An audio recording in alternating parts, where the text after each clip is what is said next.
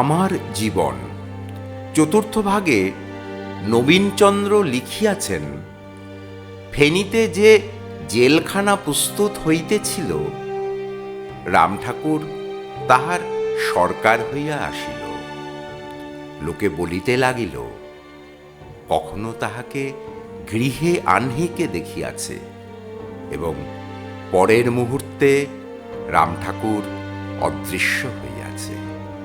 কেহ তাহাকে রাত্রি শেষে রক্তচন্দন চর্চিত অবস্থায় কোনো বৃক্ষ হইতে অবতরণ করিতে দেখিয়াছে, সর্পদংশন করিতে, গরু মহিষ মারিতে আসিতেছে, আর রামঠাকুর বারণ করা মাত্র চলিয়া গিয়াছে।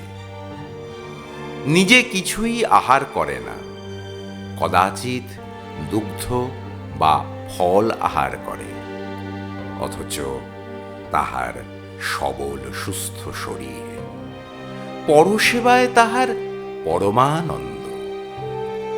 জেলখানার ইট খোলার গৃহে পাবলিক ওয়ার্ক প্রভুদের বারাঙ্গনাগণ কখনো পালে পালে উপস্থিত হয়, কিন্তু রামঠাকুর তাহাদের ঘৃণা করা দূরে থাকুক, বরং সন্তোষের সহিত নিজে রাঁধিয়া তাহাদের অতি যত্নে আহার করায়, এবং মাতাল হইয়া পড়িলে তাহাদের আপন মাতা বা ভগিনীর মতো শুশ্রূষা করে।